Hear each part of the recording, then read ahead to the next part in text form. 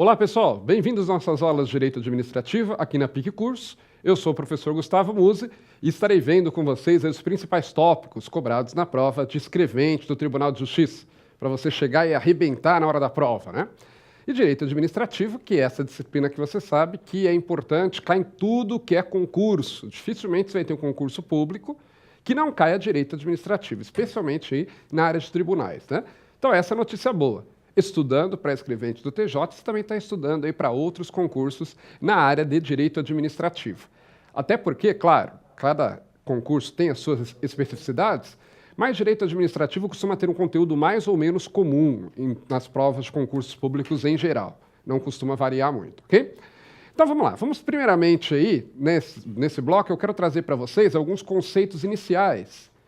Esses conceitos iniciais, eles serão importantes tanto porque podem ser cobrados na sua prova, como também eles vão ajudar a desenvolver o restante da matéria. Então, peço que você preste bastante atenção, né?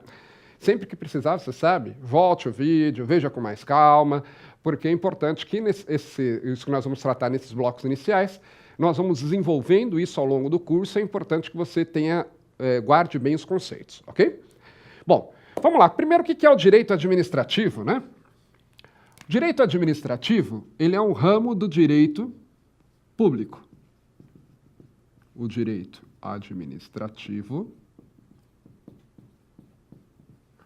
ele vai ser um ramo do direito público. Ramo do direito público. Os romanos já dividiam o direito em dois grandes ramos. Direito público e direito privado. Direito público. Aliás, vou colocar assim. Dividir o direito em dois grandes ramos. Direito público e privado. Tinha essas duas grandes divisões. Qual que era a diferença, né? É mais ou menos, tá? Feitas algumas alterações, é um conceito que se mantém até hoje. Qual que é a diferença do direito público? Está meio torto, deixa eu arrumar isso aqui. Do direito público para o direito privado, pessoal. Direito público, ele vai trazer normas dirigidas principalmente ao Estado. Então, o direito público, ele vai trazer normas principalmente dirigidas ao Estado, regulando a ação do Estado, dizendo como o Estado deve agir em determinadas situações e por aí vai. Já o direito privado, ele vai trazer normas que vão ser aplicáveis principalmente aos particulares. Ele vai buscar reger a relação entre os particulares. Então, quer ver? Por exemplo, exemplos de ramos do direito privado. Direito civil.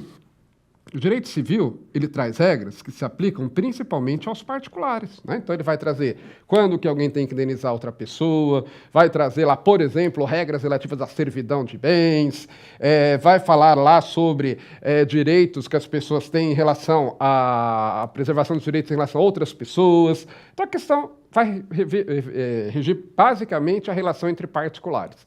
Ah, professor, quer dizer que o Estado não precisa obedecer às normas do direito civil? Não é isso. É que as normas de direito civil não é uma divisão estanque, tá? Você classifica mais ou menos aqui de acordo com a predominância. Então, a predominância das normas de direito civil, as principais normas de direito civil, elas são dirigidas aos cidadãos, aos particulares. Ele visa reger a relação entre as pessoas em geral, entre os particulares. Outro ramo do direito privado é o direito comercial. Também, né? Busca reger a relação entre particulares.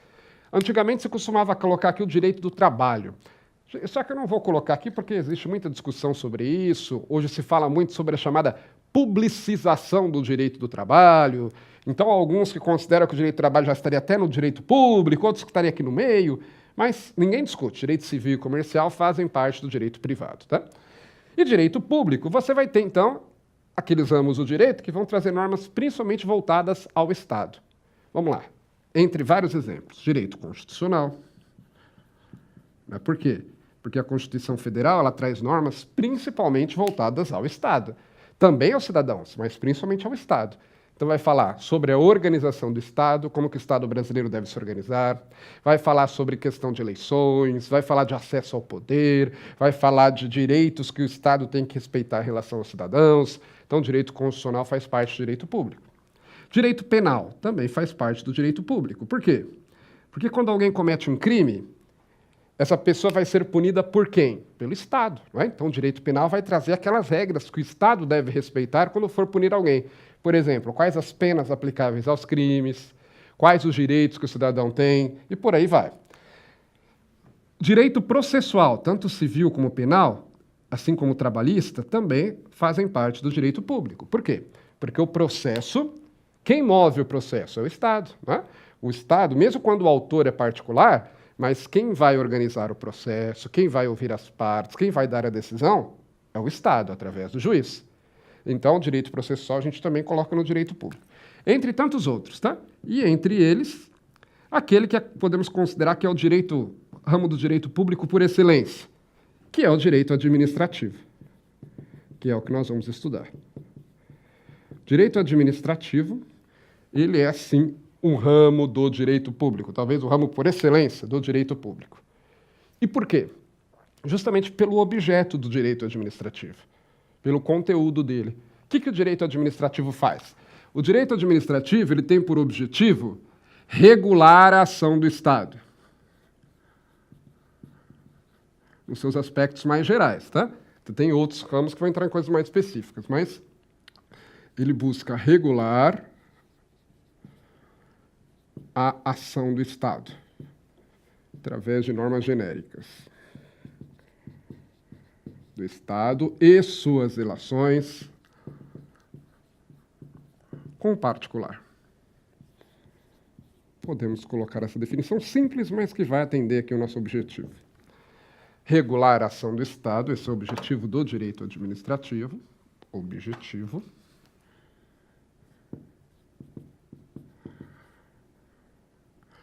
Regular a ação do Estado e suas relações com o particular.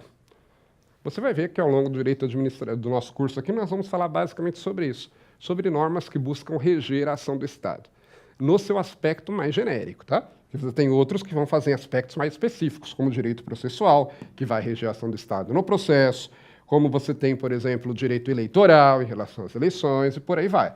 Mas o direito administrativo vai trazer essas regras mais gerais. Por exemplo, vai trazer princípios que nós vamos estudar, que devem reger toda a ação do Estado. E por aí vai. Ok? Então, entendido, conceitos de direito administrativo dificilmente vai cair na sua prova, tá? Mas é importante você entender para saber o que você está estudando, né? Para saber quais os limites aí do seu estudo e para entender que os conceitos que nós vamos ver, eles estão sempre relacionados a isso. Por quê? Porque em direito, os conceitos, muitas vezes, eles são meio traiçoeiros, né? Por que eu digo isso? Porque, às vezes, um mesmo conceito pode ter significados, uma mesma palavra, uma mesma expressão, pode ter significados diferentes dependendo do ramo do direito. Um exemplo é o princípio da legalidade. Mais à frente nós vamos falar do princípio da legalidade e nós vamos ver qual o conceito dele no direito administrativo. Porque no direito penal, o conceito da legalidade tem outro sentido, no direito constitucional também, e por aí vai, tá? Então é importante sempre quando você for estudar, estiver estudando para concurso principalmente, determinado conceito, você saber dentro de qual ramo do direito que você está estudando, porque às vezes se mudar o ramo, vai mudar também o conceito, ok? Muito bem. Feito isso, agora sim nós vamos entrar num conceito que não só é importante para você entender a matéria, como é o caso do conceito de direito administrativo, mas também pode cair na sua prova sim, tá? Que é o conceito de administração pública. Vamos lá. Conceito de administração pública.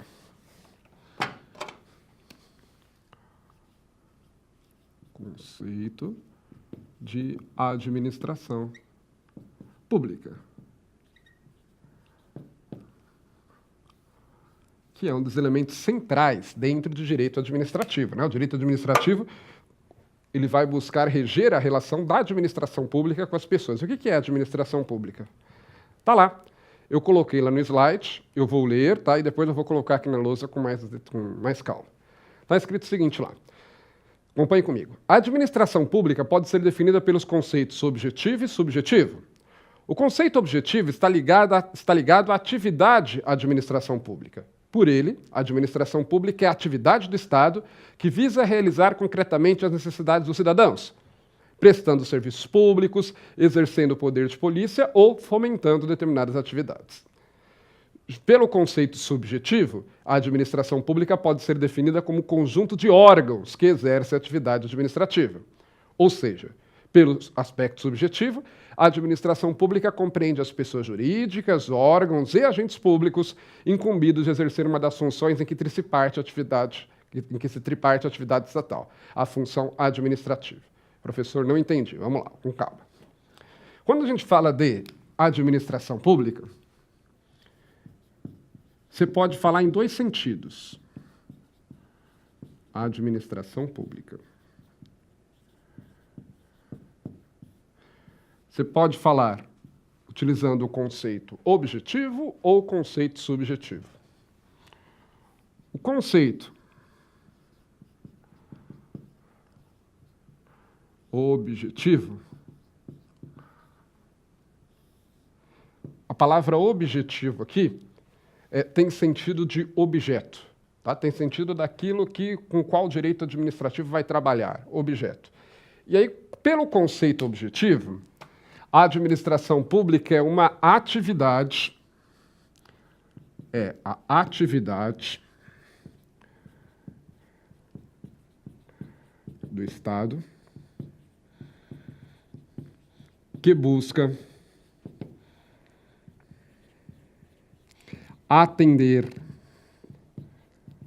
às necessidades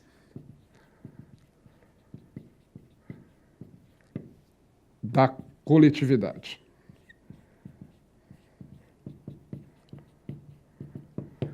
É a atividade do Estado que busca atender concretamente às necessidades da coletividade. Atender as necessidades em geral, né? As necessidades da coletividade. Nesse sentido, pessoal, a administração pública é a atividade de administrar. Pronto, é isso. Tá? Por quê? Você sabe que o Estado ele tem que atender aos interesses, né, às necessidades de toda a sociedade. Então, os governantes são eleitos, por exemplo, para atender às necessidades da coletividade. Para isso, eles se utilizam dos recursos públicos, que são os recursos que o Estado angaria de várias formas, entre elas através de tributos. E aí, então, ele tem que administrar esses recursos, procurando atender às necessidades aí da coletividade, buscando atender aquilo que a sociedade precisa, atender concretamente às necessidades sociais. Então, a administração pública pode ser utilizada nesse sentido, o termo. É a atividade que busca atender às necessidades da coletividade. Então, por exemplo, eu coloquei um exemplo lá no slide. Ó. Eu estou usando no sentido objetivo a expressão administração pública quando eu digo compete principalmente ao Poder Executivo exercer a administração pública. Então, eu estou falando, compete principalmente ao Poder Executivo exercer a administração pública. Você percebe que eu estou falando no sentido da atividade de administração pública? Né? Compete ao Poder Executivo, principalmente, exercer essa atividade, que é a administração pública. Então, esse é o conceito objetivo do termo, ok? Ou então, eu posso dizer também, a administração pública deve ser exercida de forma eficiente para atender melhor os interesses da coletividade. Eu estou usando também no sentido objetivo, falando da atividade de administração pública. E essa atividade ela vai se desdobrar em três. Você tem os serviços públicos, você tem, quando o Estado presta alguma coisa positivamente, oferecendo algo, né? Como saúde, educação, ele está prestando um serviço, de fato.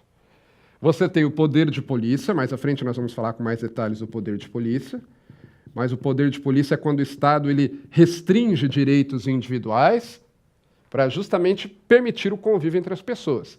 Porque você sabe que numa sociedade você não pode fazer tudo o que você quiser, não é isso? Deu na sua telha, você vai e faz. Porque senão vira bagunça, tá certo? O seu vizinho comprou, sei lá, um carro que você gostaria de ter comprado, você diz, eu vou dar uma volta com o carro do meu vizinho. Entra na garagem dele, pega o carro e sai andando. Você não pode. Então, existem algumas restrições. Você gosta de ouvir música? Você tem direito de ouvir a música que você quiser, na sua casa. Você só não pode ouvir com um volume que atrapalhe os vizinhos. Eu gosto de ouvir música alta, então coloca um fone de ouvido e coloca no último volume. Você pode. Mas você não pode, querendo que você diz, eu tenho direito de ouvir música, incomodar as outras pessoas. O poder de polícia do Estado ele vai justamente restringir, por exemplo, entre outras coisas, o seu direito de ouvir música, dizer, você não pode produzir ruídos acima de tantos decibéis fora da sua casa. Justamente para não prejudicar as outras pessoas, né? Então, Rousseau já dizia isso. Quando o homem resolveu viver em sociedade, ele abre mão de parte da sua liberdade. justamente para que o convívio seja possível. Isso não acontece com qualquer pessoa que você vai viver? Num relacionamento amoroso, não é assim? Né? Um casal que se casa. Ora, os dois vão ter que abrir mão em alguns detalhes, de algumas coisas, para o convívio poder ser possível, não é isso? Porque quando você vai viver com alguém, tem alguns detalhes que você tem que acertar. Tanto o marido como a mulher vão ter que chegar lá na acordo em determinadas coisas. Agora, você imagina, falando de duas pessoas. Agora, você imagina um Estado para administrar o interesse de toda a coletividade, né? Como, de fato, ele tem que impor regras que as pessoas devem obedecer. E nós vamos ver mais para frente que o poder de polícia está relacionado a isso, tá? E também o Estado exerce a atividade de administração pública através da atividade de fomento. Fomentar é incentivar. Então, o Estado exerce a atividade de fomento quando ele incentiva determinadas atividades. Por exemplo, o governo baixa o imposto para quem produz produtos eletrônicos. Ele está buscando incentivar a atividade, tá certo? Ele não está prestando um serviço público, ele não está restringindo os direitos individuais, não, ele está incentivando determinada atividade. Ou quando o governo concede crédito para o microempreendedor individual, ele está fomentando a atividade econômica. Muito bem. Isso tudo sob o aspecto ou conceito objetivo, tá? Que a administração pública é vista como uma atividade. E pelo conceito subjetivo, que, aliás, é o conceito que nós mais vamos usar no curso. Pelo conceito subjetivo, a administração pública é o conjunto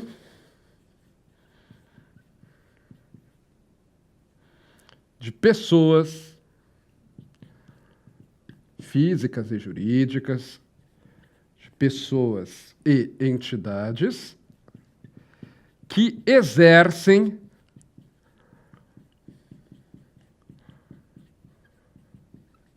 a atividade de administração pública.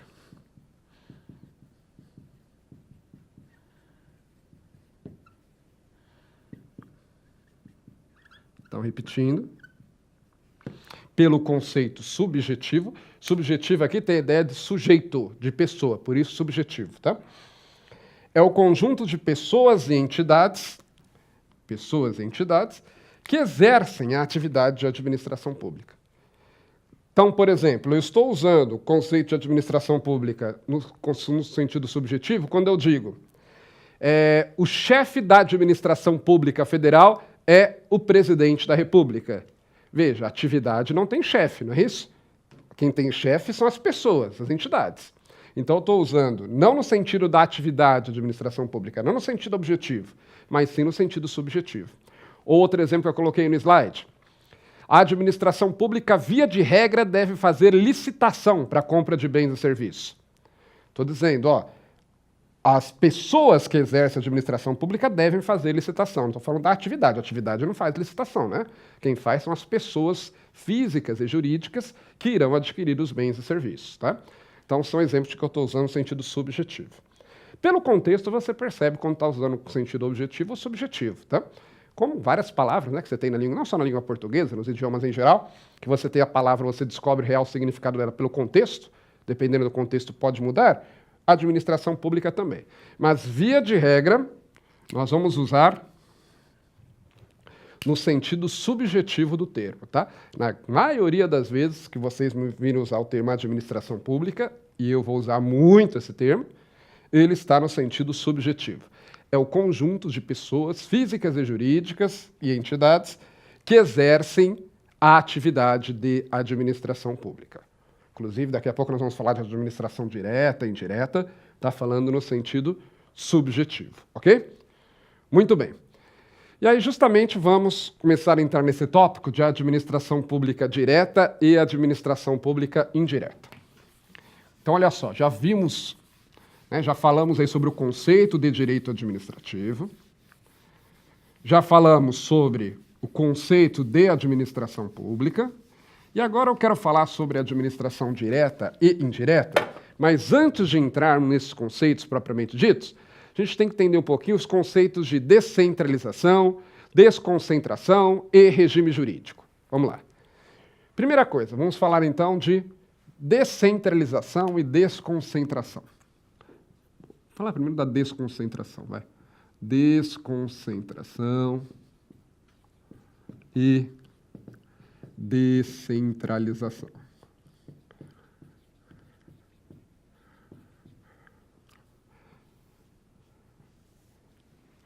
Vamos lá. Aliás, pessoal, você vai ver que, né, já perceberam, se vocês estão aqui com as minhas aulas há algum tempo, já perceberam isso. Vocês têm material no slide, mas eu gosto sempre de colocar aqui na lousa para vocês, por quê? Por duas razões. Primeiro que a maior parte dos alunos gosta de escrever, né, e isso é muito bom. E aí, para que eu vá acompanhando o mesmo ritmo aí que vocês, né? Porque senão, se eu for só falando ali do que está no slide, vocês acabam atropelando vocês. Então, para tentar acompanhar mais ou menos o ritmo de vocês. E segundo, porque é importante, de fato, você copiar, tá? É uma das formas de você guardar. Eu sei que você tem o material aí, na hora que você for consultar, mas se você só ler, você só está lendo. Se você escreve, é uma forma a mais de você guardar. Né? Você pode guardar lendo, você pode guardar ouvindo e você pode guardar escrevendo. São as três principais formas de você guardar as coisas. E lendo, ouvindo, você está ouvindo eu falar. Lendo, você tem aí no slide. E aí você vai escrever também para te ajudar nisso, tá certo? Porque quando a gente escreve, está passando pela nossa cabeça, tem que entender o conceito e aí você vai colocar no papel. Isso é interessante porque isso vai te ajudar a memorizar melhor, tá certo? Então vamos lá, desconcentração e descentralização. Vamos falar primeiro da desconcentração. Inverter a ordem que está no slide. Quero falar primeiro da desconcentração.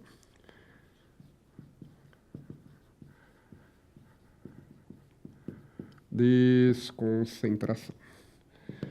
Desconcentração pode ser definida como a delegação de atribuições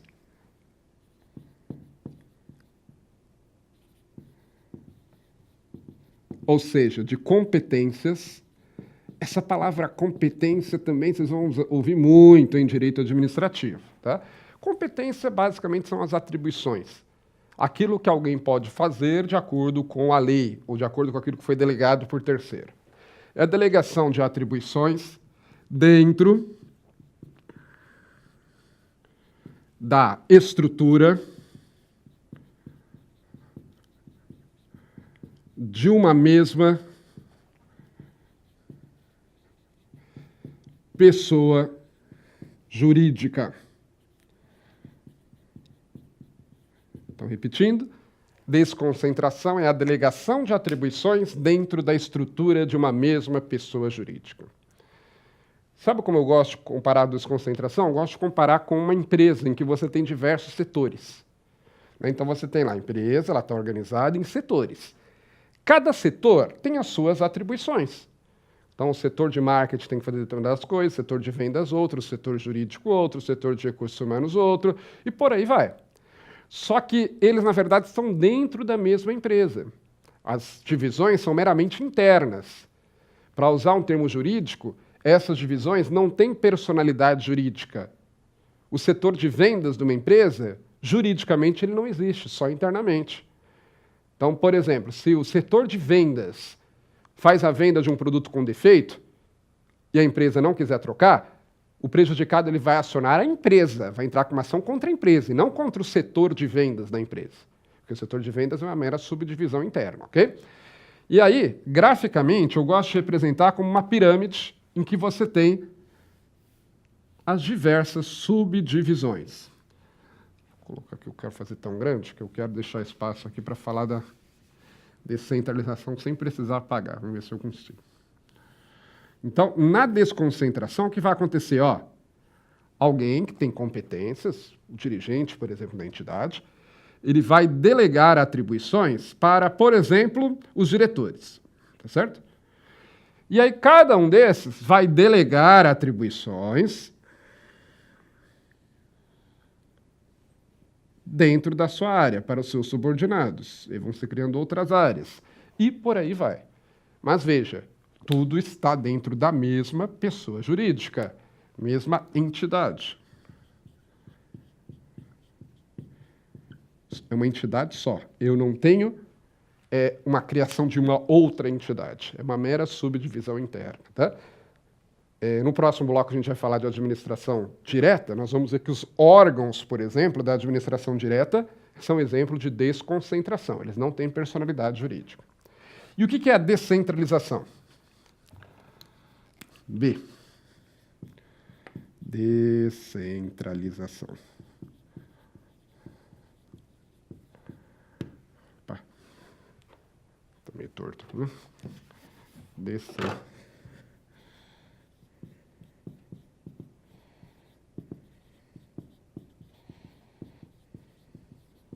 Descentralização. A descentralização, diferentemente da desconcentração, ela consiste na delegação de competências de uma entidade para outra, no repasse de competências de uma entidade para outra. Consiste na delegação de atribuições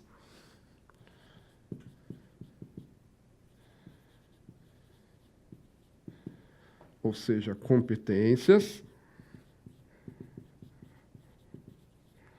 de uma entidade para outra.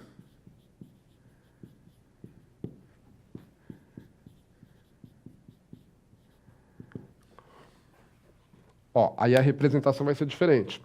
Ao invés de eu ter uma mesma entidade que simplesmente delega internamente as atribuições, eu vou ter, na verdade, uma entidade A, a entidade A, e vou ter uma entidade B.